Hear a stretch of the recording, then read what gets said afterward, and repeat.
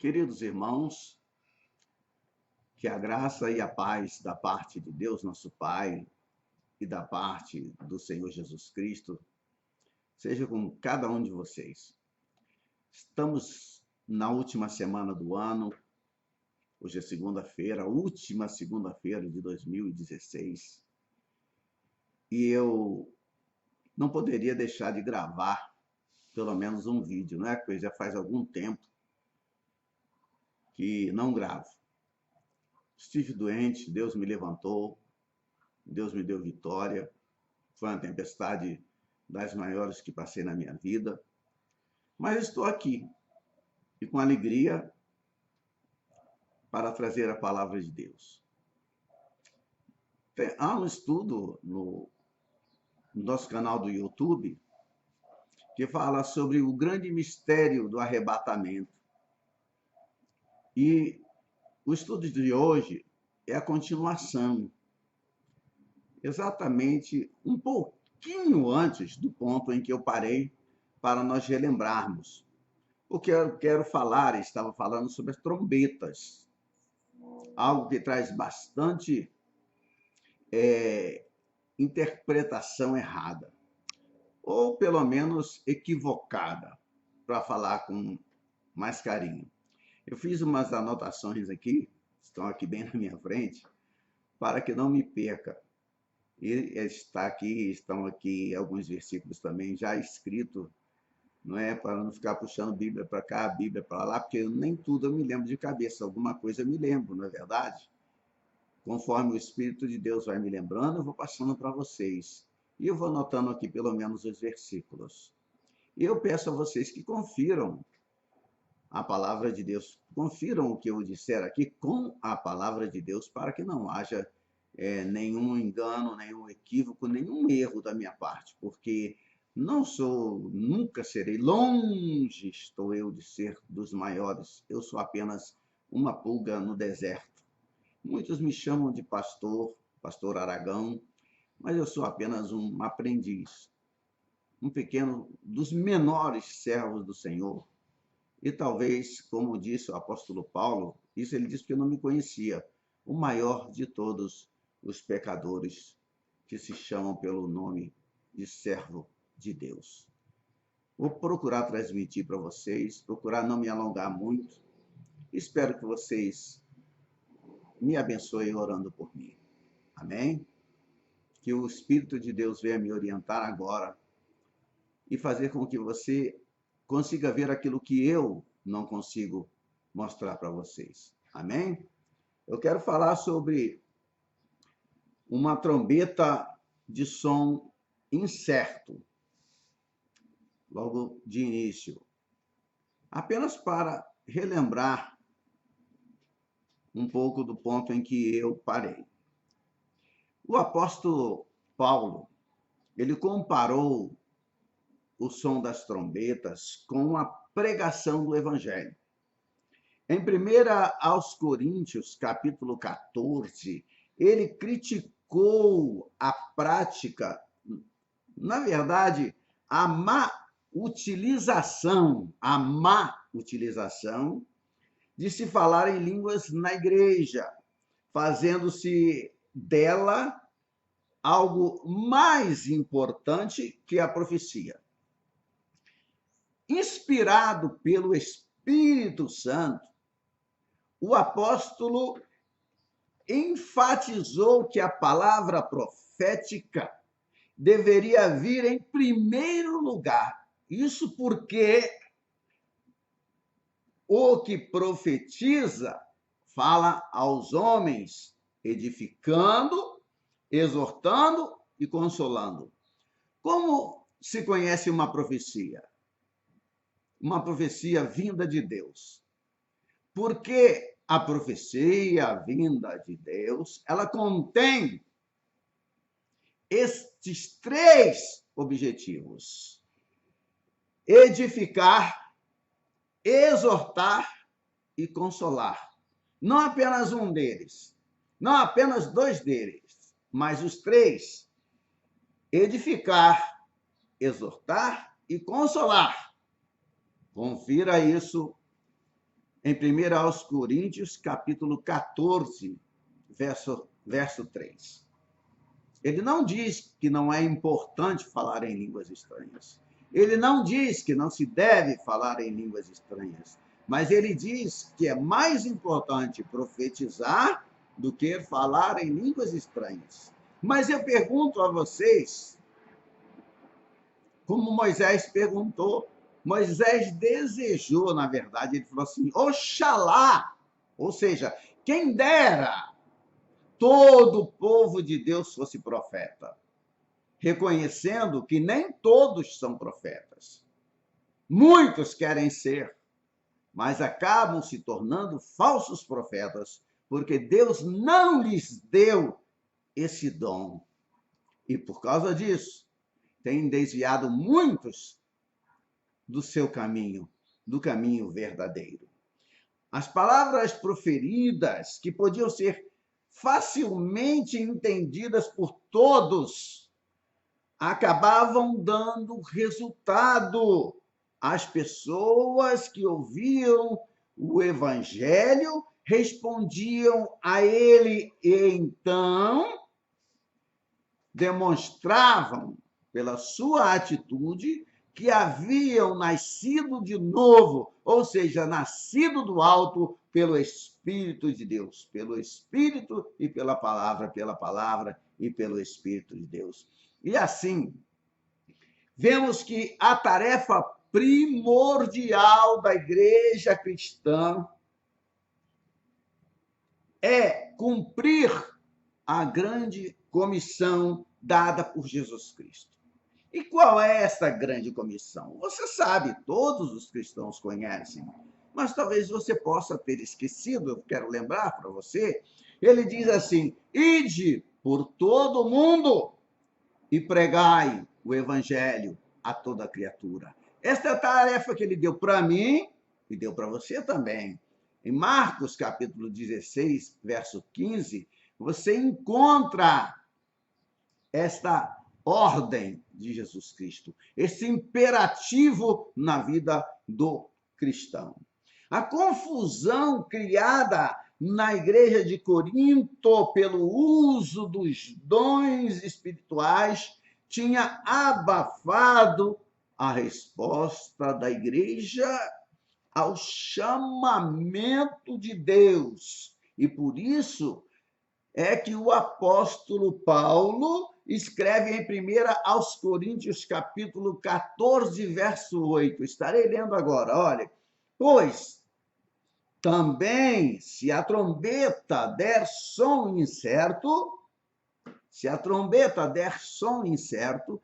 quem se preparará para a batalha? Vamos interpretar a trombeta? Você me ajuda? Você me acompanha? Você raciocina comigo?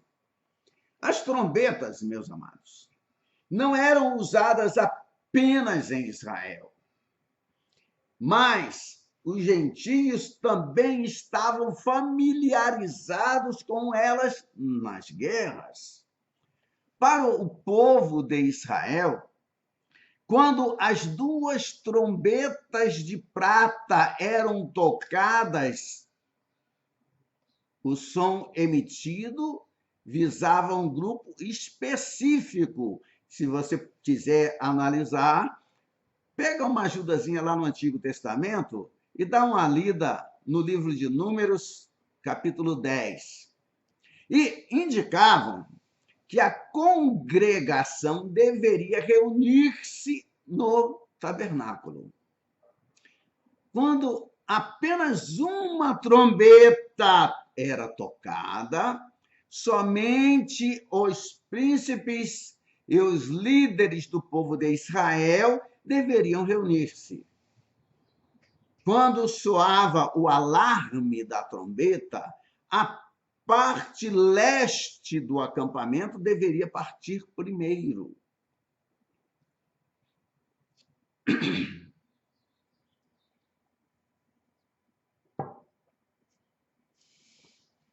Você consegue imaginar o que aconteceria se as pessoas não prestassem atenção ao som das trombetas, ou se os trombeteiros não emitissem as notas certas. Você consegue imaginar? O caos e a catástrofe poderiam tomar conta do povo de Israel.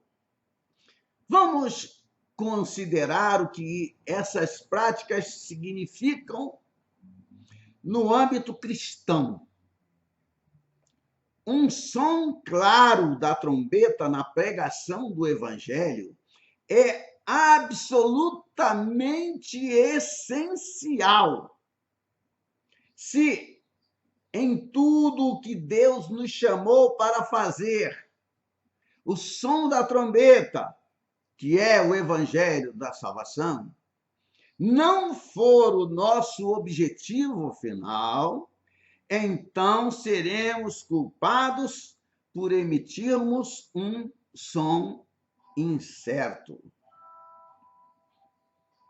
Agora, meus amados, neste momento em que sabemos o que é uma trombeta, bem como seu propósito e uso, nós vamos dar uma olhada mais de perto nas trombetas celestiais. Ok? No último livro da Bíblia, que você bem conhece, sabe o nome, os seus 3 primeiros capítulos são dirigidos às igrejas da Ásia Menor. E essas igrejas representam, creio eu, as diferentes eras da igreja na atual dispensação. Creio nisso porque, depois de se referir a cada uma das igrejas locais, João, o apóstolo, ele declara o seguinte: quem tem ouvidos, ouça o que o Espírito diz às igrejas. Repare que ele usa igreja no plural, embora saibamos que existe uma só igreja. A própria palavra de Deus usa a palavra no plural. Veja em Apocalipse 3, verso 22. E o que isso significa? O que isso me ensina? Meus amados, isso significa que os alertas ou elogios dados a cada uma das 7 igrejas podem ser aplicados a todas as igrejas de todos os tempos. O capítulo 4 começa assim. Leia comigo. Capítulo 4, verso 1. Veja, leia. Depois destas coisas, olhei, e eis não somente uma porta aberta no céu, como também a primeira voz que ouvi, como de trombeta ao falar comigo, dizendo: sobe para aqui e te mostrarei o que deve acontecer depois destas coisas. Termina aí o verso 1. Nesse contexto, amados, a trombeta não é um instrumento de comunicação, porque ela fala, como de trombeta ao falar comigo. Claro que é uma figura de linguagem, uma comparação. O que, eu pergunto, disse essa trombeta? Sobe para aqui e te mostrarei o que deve acontecer depois. Lembre-se, depois dessas coisas, depois da igreja.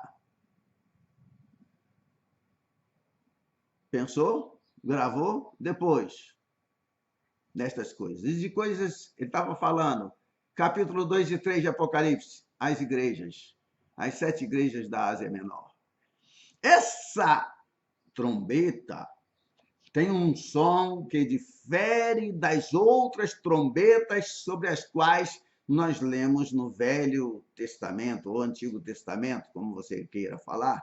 Por quê? Difere porque não foi feita por mãos humanas. É uma trombeta que está no céu. Nos capítulos 4 e 5 do Apocalipse, João foi confrontado com os indescritíveis atributos de Deus. Os 2 capítulos seguintes mostram o julgamento que virá sobre a terra quando cada um dos 7 selos do livro que estava selado, se você se lembra, são abertos. Cada um dos 7 selos são abertos e quando cada um dos 7 selos são abertos, vai acontecendo algo, né? Conforme o cordeiro vai retirando, vai quebrando o selo, vai acontecendo ou vão acontecendo catástrofes devastadoras. A abertura dos selos resulta na aparição de 7 anjos. Talvez você conheça estas passagens muito melhor do que eu. Está escrito assim em Apocalipse 8, verso 2. Então, vê os 7 anjos que se acham em pé diante de Deus. Eles foram dadas 7 trombetas. Cada um desses 7 anjos toca a sua trombeta. Eu digo a sua própria, essa própria é por minha conta. Os capítulos 8 e 9 de Apocalipse ilustram o resultado das 6 primeiras trombetas tocadas. E esses julgamentos são julgamentos destruidores, que não resultam em arrependimento. Veja bem, a dor aí não traz arrependimento, como muitos dizem. Muitos dizem, é um jargão evangélico que diz assim, quem não vem por amor, vem pela dor. Mas aqui nós lemos que toda a dor trazida pelos julgamentos de Deus não traz arrependimento. Muito pelo contrário. O que acaba ocorrendo é o oposto. Veja o que diz em Apocalipse 9, verso 21. Nem ainda se arrependeram dos seus assassínios, nem das suas feitiçarias, nem da sua prostituição e nem dos seus furtos. Aqui nós vemos que ainda falta o 7º anjo tocar a 7ª trombeta.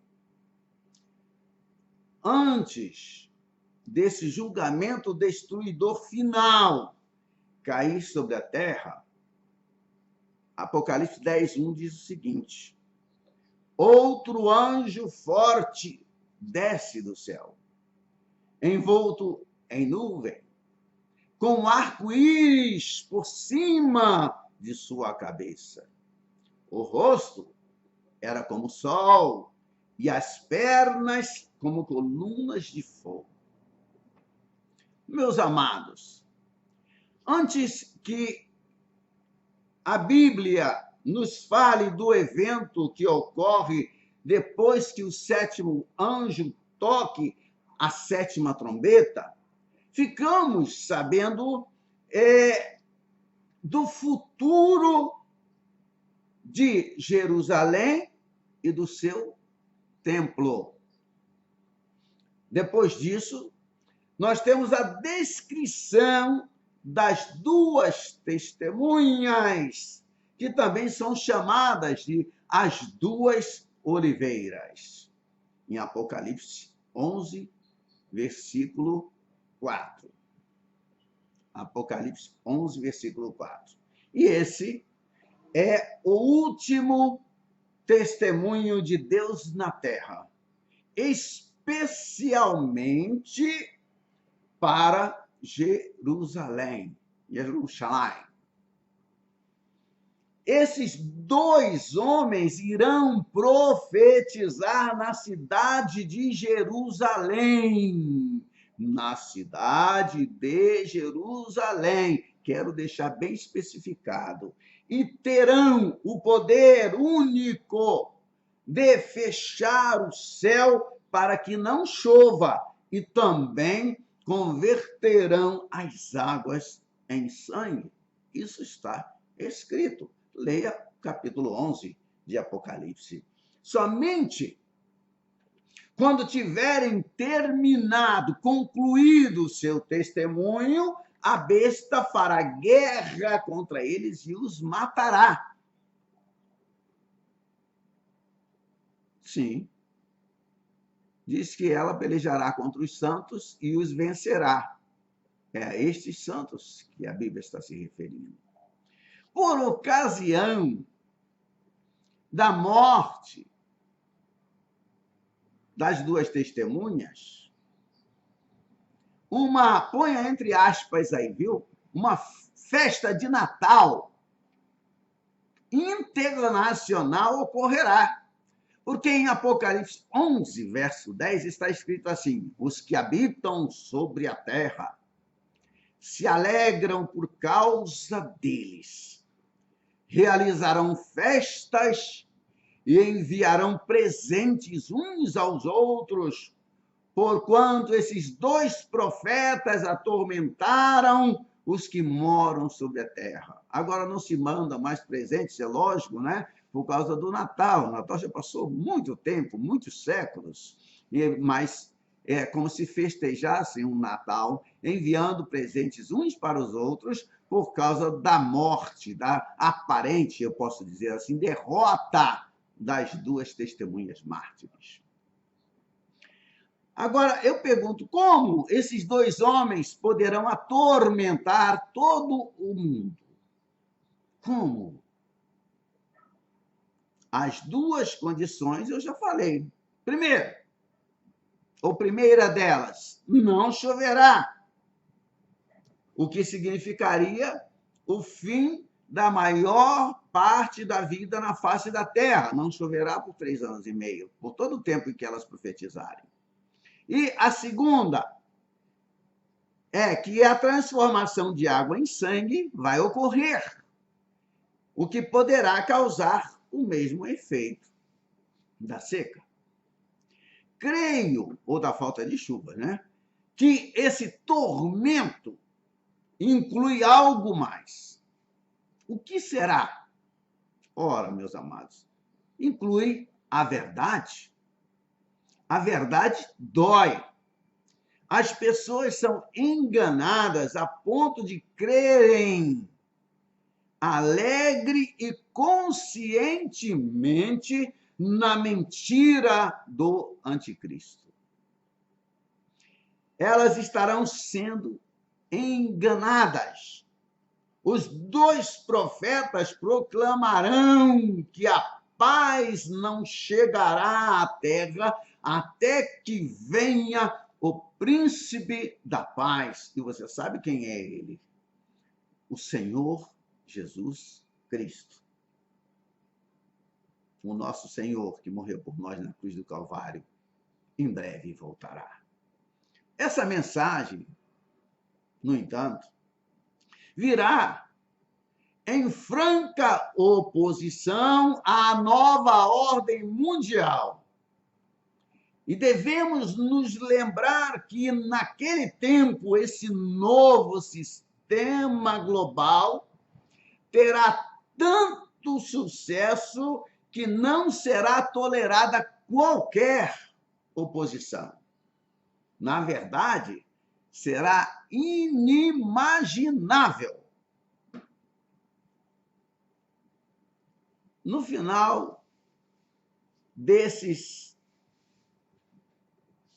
desse tempo, ou desses 3 dias e meio, em que as testemunhas, estarão mortas, sendo filmada por toda a mídia mundana, o Espírito de Deus entrará nos cadáveres das 2 testemunhas e elas ficarão em pé diante das câmeras de televisão do mundo inteiro. E como resultado, está escrito em Apocalipse 11:11, aqueles que os viram sobreveio grande medo, grande temor. Então se ouvirá uma grande voz dizendo: subi para aqui. Apocalipse 11, verso 12. Sem dúvida, meus amados, essa é a mesma voz ouvida por João no capítulo 4, verso 1, onde ele testemunha que ouviu voz como de trombeta ao falar comigo. Será João dizendo, né? A voz de trombeta ao falar comigo, dizendo: sobe para aqui. Apocalipse 4, verso 1. O poder da ressurreição é o mesmo que derrotou a morte e o inferno. É o mesmo. Depois desses eventos, lemos o seguinte em Apocalipse 11, do versos 15 ao 17. O 7º anjo tocou a trombeta, e houve no céu grandes vozes dizendo: o reino do mundo se tornou de nosso Senhor e do seu Cristo, e ele reinará pelos séculos dos séculos. Estou lendo a Bíblia, confira aí. E os 24 anciãos que se encontram sentados no seu trono diante de Deus, prostraram-se sobre o seu rosto e adoraram a Deus, dizendo: graças te damos, Senhor Deus Todo-Poderoso, que eras, porque assumiste o teu grande poder e passaste a reinar. Esses versículos, irmãos, reforçam o poder absoluto do Senhor e a sua visível vitória final contra toda a oposição. Tendo chegado até aqui, eu quero esclarecer alguns dos mal-entendidos que prevalecem na igreja hoje em dia. Estamos tratando do arrebatamento. E por isso devemos voltar a ler em 1 aos Coríntios 15, versos 51 e 52. Leia comigo aí, por favor. Eis que vos digo um mistério. Nem todos dormiremos, mas transformados seremos todos, num momento, num abrir e fechar de olhos, ao ressoar da última trombeta. A trombeta soará, os mortos ressuscitarão incorruptíveis e nós seremos transformados. Veja que Paulo esperava o Senhor Jesus para os seus dias, porque ele diz nós, que estamos vivos, nós seremos transformados. A conclusão a que muitos chegaram é que o arrebatamento se dará ao ressoar da última trombeta. E assim sendo, tudo o que teríamos de fazer seria ler sobre a última trombeta. A última trombeta citada no livro de Apocalipse, para podermos determinar quando se dará o arrebatamento. Entretanto, aquele que estiver lendo, se for cuidadoso, já estará notando, no momento em que estiver lendo, estará notando ou notará que as trombetas mencionadas em Apocalipse não são as mesmas que a última trombeta de Deus sobre a qual nós falamos. E além disso, meus amados, pois quero que esse vídeo seja breve, já estamos indo para os 30 e alguns minutos, darei continuidade já na próxima semana, se Deus quiser. Eu quero reiterar que a última trombeta de Deus não é a trombeta descrita em Mateus 24, verso 31. Está escrito assim: e ele enviará os seus anjos com grande clangor de trombeta, os quais reunirão os seus escolhidos dos quatro ventos, de uma a outra extremidade dos céus. Esse, meus amados, é simplesmente um clangor de trombeta que não está relacionado com as trombetas do Antigo Testamento que já vimos, nem com as trombetas sobre as quais lemos no Apocalipse. Nenhuma delas é idêntica à última trombeta de Deus. Nenhuma. E para que nós possamos concluir agora, porque o assunto é muito grande, eu convido a você para acompanhar o nosso próximo vídeo, que será gravado daqui a uma semana, onde eu falarei da trombeta para Israel, falarei também sobre Israel e o arrebatamento, estarei falando, se Deus nos conceder, sobre a esposa do Cordeiro, sobre o Salmo do Arrebatamento e sobre a glória no Monte das Oliveiras. Eu agradeço a sua atenção, peço que você deixe aí o seu like,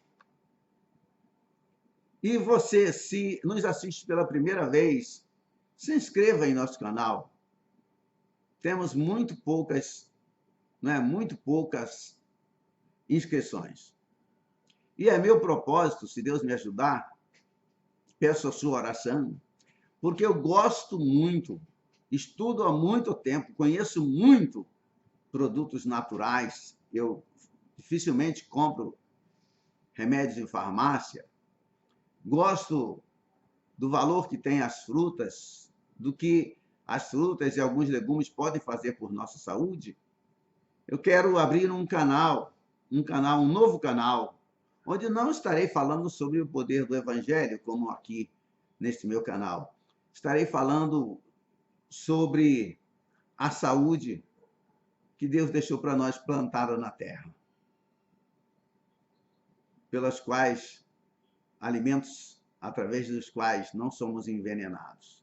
Os cuidados que devemos ter. E serão vídeos de 5, no máximo 10 minutos, onde falaremos das propriedades das plantas, por exemplo, do gengibre, por exemplo, do açafrão, né, o melhor anti-inflamatório que existe no mundo, e sobre outras coisas. E eu quero que você ore para que Deus me ajude e me conduza também neste caminho, porque quanto mais eu puder contribuir com você que me acompanha, melhor. Que Deus os abençoe em nome de Jesus. Amém? Amém? Não deixe de compartilhar esse vídeo com seus amigos. Paz seja com todos. Feliz 2017 para você.